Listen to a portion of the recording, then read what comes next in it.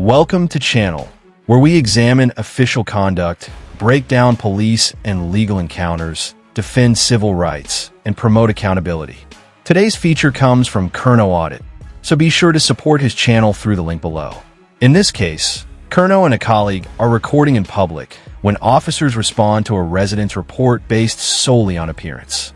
Although no laws were broken, the officers become focused on demanding identification, disregard his lawful rights, and detain him without proper justification. Refusing to be intimidated, Kerno challenges the incident in court, secures a major victory, and the outcome leads to serious consequences for several officers. Well, I hope it is. Let's take a photograph of it, please. Yeah, just wondering. I've got to prove it. Obviously, I don't know you from Adam. You could be someone just who's... Well, we're not going to do this for fancy dress, are we? Right. As my colleague explained, the reason why we stopped you is because you put the description of somebody acting suspiciously. Right? Now, you've given a legitimate reason why you're here. Yeah. Right, but we need to see some ID and some proof that you are here legitimately. No, I understand that. Can you see that, please? I understand that, but on another term, I have actually got human rights. Is that your vehicle there? Nope. Okay. So, what form of identification have you got on you to say you're actually canvassing? I've got ID on me, but I don't have to legally show it yet because I've not committed a crime. Right. Obviously, if you... We've had a phone call about what said a suspicious male, so we need to ascertain whether you say you are, but I take it you're not going to give us your name. I get this every week. Verify. Yeah, but you've got to appreciate we get calls from members. No, I understand that, but I'm doing a job, I'm paying my taxes, I'm earning money. Yeah. I mean, I don't understand, I have not committed a crime. If you were calling us, surely you'd want us to follow it up, wouldn't you? That's why we've been sent here, to follow it up, we want to be rest assured when we leave here today that you're not up to anything suspicious. A vague phone report, without clear evidence that a crime has occurred, is not enough to justify stopping someone or demanding identification. The officers claim that he needed to confirm the auditor's identity raises concerns, especially since the auditor had never provided a false name. He was simply exercising his legal right to decline showing ID because there was no reasonable suspicion of a specific offense. Under UK law, identification is generally required only when officers have lawful grounds tied to a suspected crime, something they never clearly explained. Relying on an unverified third-party report to seek someone's identity risks unfair treatment and weakens public confidence when no unlawful conduct has taken place. I understand it in that way, but I'm not... Your name gives you ID, we could ring SafeStar, say, and confirm... Well, you can ring SafeStar and you can ask them if, obviously, if he's got canvases in this area and you'll validate who I am. And what's your obviously, I'm not giving it out. Well, when I ring up SafeStar UK and say, you've got canvases, and they say, yeah. They know I'm in this office, they know I'm around here. Because we get issued to a certain area and they keep both names of the people. So where's your ID card? It is on me, but I don't have to show it. I've not committed a crime. We're going round in circles here, aren't we, chap? No, I don't mean human rights, mate. I've not committed a crime. Obviously, you're putting me under alarm and distress now. You both cover it going round me. Obviously, you're trying to say that I have to show my ID. You're putting me under alarm and distress. How am I? It's our ID. We've shown you our ID. So yeah, but at the end of the day, you're a public servant. Rather than recognizing that the auditor had no legal duty to provide identification without reasonable suspicion of an offense, the officers continue pressing the issue before suggesting his conduct was causing them alarm and distress. That claim is difficult to reconcile with the fact that he remained calm while simply asserting his lawful rights. When questioned about their repeated demands, one officer points out that they had shown their own identification, but that misses the central issue. The concern was their continued insistence on obtaining his personal details without clearly established legal authority. By shifting the focus onto themselves, they overlook their own actions, which steadily increase the tension. Their refusal to accept a lawful decision reflects poor judgment and raises serious concerns about how the encounter was handled. Listen, chap, I may be a public servant, but I'm not your servant. No, I didn't say you were my servant, did I? Okay. I said, but if you're walking around with a police uniform, it gives you powers... Stop going on about YouTube. It's like this public servant, okay? I'm not a servant. I'm a police officer. Yeah. Okay? Which means, but you serve the public. I'm a police officer. Right. Okay. Police officer. I'm not a servant. Yeah. So let's get that quite clear before we start. But there's no need to get angry, is there? Because now you're putting me under alarm and distress. Now I feel threatened. The officers remark, "I may be a public servant, but I'm not your servant. "I'm a police officer," reflects an attitude that raises serious concerns about his understanding of public service. Effective policing is built on serving the community with fairness and professionalism, not distancing officers from the people they represent. The comment becomes even more significant because it follows repeated demands and a continued refusal to recognize the auditor's lawful position. Its tone comes across as dismissive and unnecessarily confrontational, reinforcing an imbalance of authority rather than encouraging a respectful interaction. Instead of promoting accountability, the exchange increases the tension and leaves the auditor feeling unfairly targeted despite no clear indication of wrongdoing. What, you feel threatened? Yeah, hence why I'm recording it, just in That's case fine. any of you's trying That's anything cheeky. That's fine. I've had it before where police has thrown me on the floor for asking him, have you got ID? So police officers thrown you on the floor? Yeah. And that's what I do. I've asked for him. I find that very strange. Yeah, Well, not all coppers are legitimate, are they? Not all coppers are nice. So at this moment in time, am I detained? That's right. What for? What am I being detained for? Have I committed a criminal offence? I've not committed a criminal offence. How can you detain me? Because then you're holding me hostage. You're now restricting my free way of movement because now you're saying I'm being detained for a crime I've not committed. I will just literally. I'll send this to me my lawyer, mate. This is going straight to my lawyer. First things first, you're recording it. Yeah. Has it just picked up the that you just said to me? Yeah. Right. This is your first and last warning. You swear at me again, you'll be arrested. Do you understand me? Yeah. But I'm asking why am I being detained? Listen to me. Are you going to listen? I'll listen, but I want you to listen to my point of view. Detained at this moment in time. Yeah. So we can speak to the caller. Yeah. Because as I said, you fit the description of a person seen acting suspiciously. Yeah. Right? Now, until we speak to the caller and fathom out what the caller says to us, you're not going anywhere. Right. So you're detaining me against my own will from a crime that I've not committed.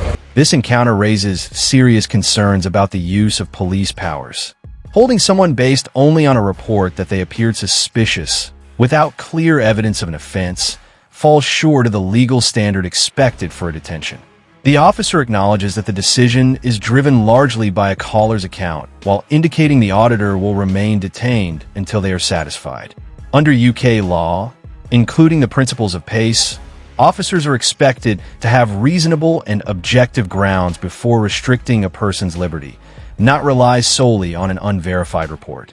Approaching the situation as though someone must prove their innocence, rather than establishing lawful grounds first, risks undermining both individual rights and public confidence in fair policing. I'm going to admit that now on camera that you're detaining me when I've not committed an offence. Till we speak to the caller. Yeah. See exactly what the caller says you have or haven't done. Right, but technically you can't detain someone if they've not committed a crime, because then that's holding them against their own will. Well, once we speak to the caller, yeah, but now the crime has been committed, then I will tell you what's going to happen next. So you're actually admitting you've illegally detained me for a crime I've not committed. We haven't illegally detained you. Well, if you've not detained me, then I'm free to go. Tell you what, walk up there and we'll follow you then if you need to speak to you again. Well, then it's harassing. Off you go. But then it's harassing. It's not harassing. No, what I'm saying It's an illegal is, if you'd execution of like our to duty. leave, Right. if you'd like to leave now and walk whichever way you like, carry on. And if I need to speak to you at a different time, I'll come after you and have a word with you. The officer's response raises significant concerns about following proper procedure and respecting individual rights. Rather than addressing the auditor's concern about the legality of the detention, he suggests, "How about you walk away and we'll follow you," as though that resolves the situation. Instead, it creates further concern. Continuing to follow someone without clear legal justification, after they have stated they wish to be left alone, can easily be viewed as unnecessary and intrusive. The suggestion implies monitoring first and attempting to justify the action later, rather than relying on lawful grounds from the outset. When officers lack a clear legal basis to detain someone, continuing to shadow that person risks creating an intimidating encounter instead of a professional and proportionate one. I'll just put a complaint in. I'll just put a complaint into IPCC. That's fine. That's fine. Because obviously you're illegally detaining me for a crime I've not committed. So obviously, like I'm going to ask again, am I being detained for a crime? Because obviously now no one's answering. If I'm not being detained for a I'm just in crime, the process of speaking to your manager. right? If you'd like to walk away, you are free to walk away. And if I complain it's a crime, I will come after you, won't I? It's up to you, sir. I'm not going to turn me back. I'm not going to turn me back on officers so you can body slam me. Do what you like. I don't think I'm capable of body slamming. Hey, there's police out there that body slam people for the fun of it. Before, when he's asked for an officer's ID. So you've illegally detained me. You call me a liar. Calling a liar, it's on camera. Accuse you of calling him a liar. Yeah, but now you've also illegally detained me. So wait until IPC. No, we're going around in circles. Twice I've said, if you'd like to walk away, walk away. Well, just for the camera, have I been committed as a crime? Right, so I've not committed a crime, so well, you've given me permission to walk away. I'm not, mate. I'm not, mate. Now you're making lies about me. You've also illegally detained me, like I said before, when he says you're now detained. What for what crime? He couldn't give me a crime. So he's legally detained me on the spot. He's also kept me hostage.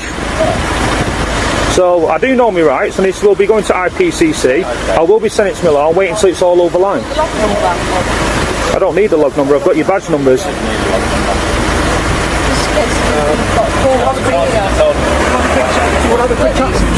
I don't trust it. I don't trust the fact I can walk away with you. I've been showing us your ID in the first instance. I don't think it would have taken this long.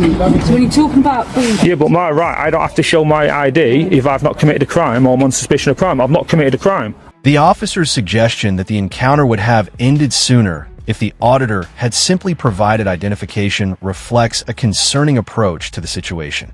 It places responsibility on the individual for exercising a lawful right instead of examining whether the officer's actions were legally justified. The auditor had stated he was working, committed no apparent offense, and explained why he was choosing not to identify himself. Rather than acknowledging that position, the officer treated the refusal itself as the problem.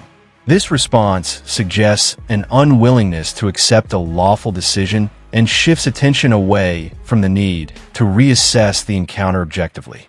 Framing a person's refusal to comply with a request without clear legal authority as a reason to prolong the interaction risks encouraging unnecessary escalation instead of measured, lawful policing. If working's committing a crime, I'll just go and join benefits. You could have last time you were working 10 minutes ago and you could have gone on your way then, couldn't you? So we'll have to go so we don't have body Okay, slamming. the log. So we don't body slamming. Before you get that urge. Yeah. Okay. So, that's what I said.